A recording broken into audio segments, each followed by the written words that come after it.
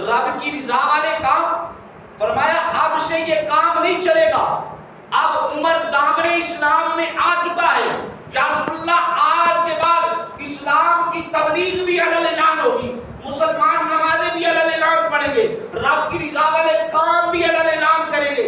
میں دیکھتا ہوں کس بے ایمان کی طاقت ہے کہ اسلام والوں کے سامنے آ کے کھڑا ہو جائے۔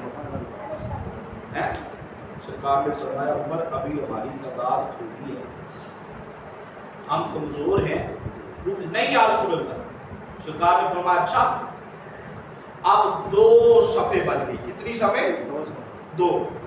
ایک ادھر ہے حضور کی دائیں طرف، ایک حضور کی بائیں طرف ہے، 20 صحابہ ادھر ہیں، 20 ادھر ہیں، درمیان میں حضور ہیں۔ اللہ اکبر۔ ایک کے سپہ سالار حضرت امیر حمزہ ہیں، ایک کے حضرت عمر بن خطاب ہیں، اور یہ اسلامی روحانی لشکر جا رہا ہے، اور عمر اعلان کروا رہے ہیں، فرماتے ہیں لوگوں سن لو، آج عمر نے اسلام قبول کر دیا ہے، عمر دامن مصطفیٰ میں آ چکا ہے، تم مسلمانوں پہ ظلم و ستم کرتے تھے، آج کے بعد مسلمانوں پہ ظلم و ستم نہیں کیا جائے گا، مسلمان علل اعلان نماز پڑھیں گے، علل اعلان تبلیغ کریں گے، علل اعلان رب کی رضا والے کام کریں گے۔ فرمایا جس میں ہمت ہے آؤ عمر کا مقابلہ کر لو، عمر تمہارے مقابلے کے لیے تیار ہے۔ لیکن کس کی ہمت تھی جو عمر کے مقابلے میں آتا ہے؟ تو پھر اللہ نے اسلام کو ایسی قوت طاقت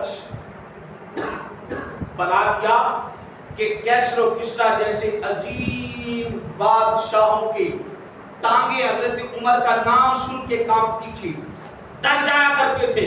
اور حضرت عمر رضی اللہ تعالیٰ حضور کے وہ صحابی ہیں کہ جو 36 لاکھ مربع میل کے فاتح ہیں۔ کتنے؟ 36 لاکھ مربع میل کے فاتح ہیں۔ جتنی فتوحات حضرت عمر رضی اللہ تعالیٰ کے دور میں ہوئی ہیں، کسی اور صحابی کے دور میں اتنی فتوحات ہوئی۔ میرے عمر رضی اللہ تعالیٰ کا مقام سبحان اللہ قربان جائے۔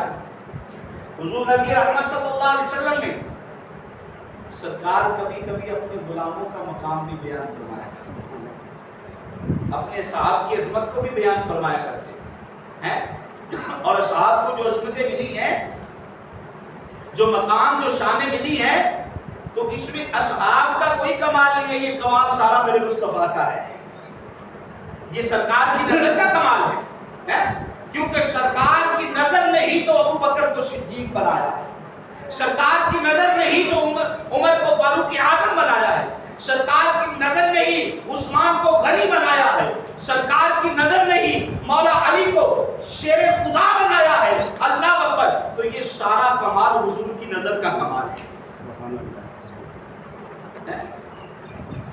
میرے آقا صلی اللہ علیہ وسلم کبھی کوئی غلاموں کی شان بیان فرمایا کرتے ہیں، سرکار صحابہ کے سامنے فرمانے لگے، فرمایا صحابہ سنو، میرا عمر وہ ہے کہ جس کو دیکھ کے شیطان اپنا راستہ بدل دیتا ہے۔ ان الشیطان یخاف منک یا عمر، فرمایا لوگوں میرا عمر وہ ہے کہ جس کو دیکھ کے شیطان راستہ بدل لیتا ہے، دیکھتا ہے وہ عمر آ رہا ہے تو وہ عمر کا راستہ چھوڑ دیتا ہے، دوسرے راستے میں چلا جاتا ہے۔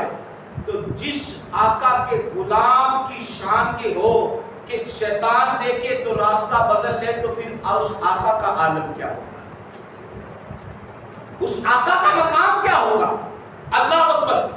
قربان جائے میرے نبی علیہ السلام کے مقام پر، سرکار کی شان پر۔ حضور علیہ السلام کی بارگاہ میں جبریل آئے،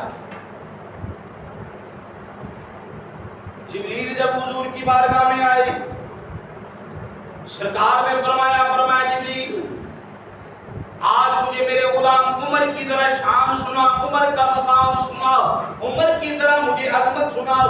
حضرت جبریل علیہ السلام آپ سدرۃ المنتہا کے امام ہیں، سدرۃ المنتہا کے خطیب حضرت جبریل علیہ السلام آپ عرض کرنے لگے، فداک امیر یا رسول اللہ صلی اللہ علیہ وسلم، سونیا مدینے کے تاجدار سرکار عمر کی شان بیان کرنے کے لیے، عمر کا مقام بیان کرنے کے لیے، عمر کی عظمت بیان کرنے کے لیے آقا بہت سارا وقت چاہیے، بڑا لمبا ٹائم چاہیے۔ سرکار نے فرمایا جبریل کتنا وقت چاہیے، کتنا ٹائم چاہیے؟ حضرت جبریل علیہ السلام توجہ میری طرف رکھیں، آپ فرمانے لگے، عرض کرنے لگے یا رسول اللہ صلی اللہ علیہ وسلم، عمر کی شان بیان کرنے کے لیے، عمر کا مقام بیان کرنے کے لیے، عمر کی عظمت بیان کرنے کے لیے آقا مجھے اتنا وقت چاہیے جتنا وقت اللہ کے نبی حضرت نوح علیہ السلام نے اپنی قوم کو تبلیغ فرمائی ہے۔ مجھے کتنا وقت چاہیے؟ جتنا وقت اللہ کے نبی حضرت نوح علیہ السلام نے اپنی قوم کو تبلیغ فرمائی ہے۔ نوح علیہ السلام نے اپنی قوم کو کتنی مدت تبلیغ کی ہے؟ 950 سال۔ کتنا عرصہ؟ بولو کتنا عرصہ؟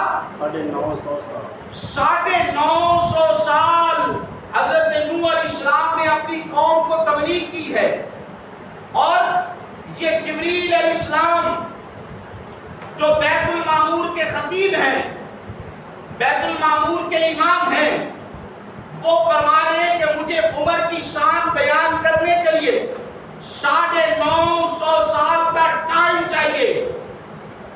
تو پھر مجھے بتاؤ کہ اس عمر کا مقام کیا ہوگا؟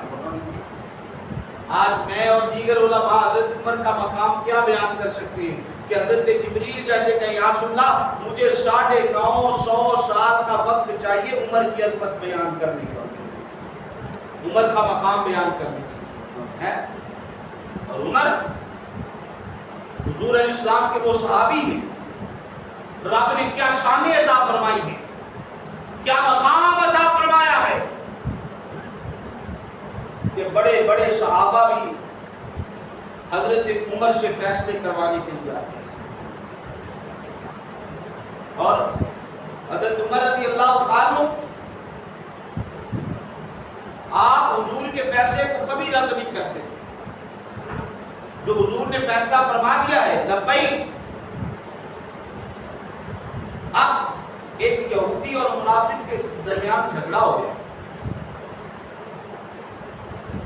اب جب جھگڑا ہوا تو یہودی کہنے لگا چلو تمہارے نبی علیہ السلام کی بارگاہ میں چلتے چلتے ان سے فیصلہ کروا لیتے، وہ دیکھتے کس کے حق میں فیصلہ کرتے، کیونکہ یہودی جو تھا وہ حق میں تھا۔ تو اب جب اللہ کے نبی کی بارگاہ میں آئے تو اللہ کا نبی تو کبھی بھی غلط فیصلہ نہیں کر سکتا، فیصلہ تو حق پہ ہی دینا ہے۔ آج بھی اگر کوئی اچھا نسلی بندہ ہو، پنچایت ہو، فیصلہ اس کے پاس آ جائے تو وہ بات حق کی کرتا ہے، وہ تعلق کو نہیں دیکھتا، وہ رشتہ داری کو نہیں دیکھتا، وہ پیسے کو نہیں دیکھتا، بات حق کی کرتا ہے کہ یار یہ حق پہ ہے، یہ باطل پہ ہے، اللہ اکبر۔ اب یہودی اور منافق کا فیصلہ جب حضور کی بارگاہ میں آیا، سرکار نے یہودی کے حق میں فیصلہ کروا دیا کیونکہ یہودی حق پر تھا۔ اب جو منافق تھا، بظاہر اپنے آپ کو منافق وہ ہوتا ہے جو بظاہر اپنے آپ کو کہے میں مسلمان ہوں، بھولیا مسلمانوں والا ہوں، اور اندر سے اسلام کا دشمن ہو، اسلام کا مخالف ہو۔ تاریخ پڑھے، اسلام کو اتنا نقصان مسلمانوں نے نہیں پہنچایا جتنا اسلام کو نقصان منافقوں نے پہنچایا۔ اب وہ کہنے لگا میں محمد کے فیصلے کو قبول نہیں کرتا۔ کون کہنے لگا؟ منافق۔ میں حضور کے فیصلے کو قبول نہیں کرتا، فیصلہ چل کے میں حضرت عمر سے کرواتا ہوں۔ یہودی نے کہا چلو ٹھیک ہے، عمر کے پاس چلے جاتے۔ اب فیصلہ جب حضرت عمر کے پاس گیا تو یہودی کہنے لگا کہ پہلے ہم نبی علیہ السلام کی بارگاہ میں گئے تھے، آپ کے نبی علیہ السلام نے فیصلہ میرے حق میں فرما دیا۔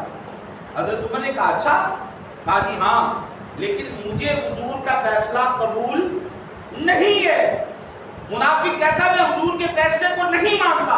حضرت عمر نے کہا اچھا رکو، میں ابھی اندر سے آتا ہوں اور آ کے فیصلہ کرتا ہوں۔ حضرت عمر اندر گئے، اندر سے تلوار لائے، تلوار لا کے اس منافق کا سر قلم کر دیا۔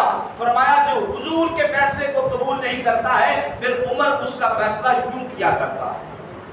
اللہ اور عمر رضی اللہ تعالی آپ کا دور خلافت ہے،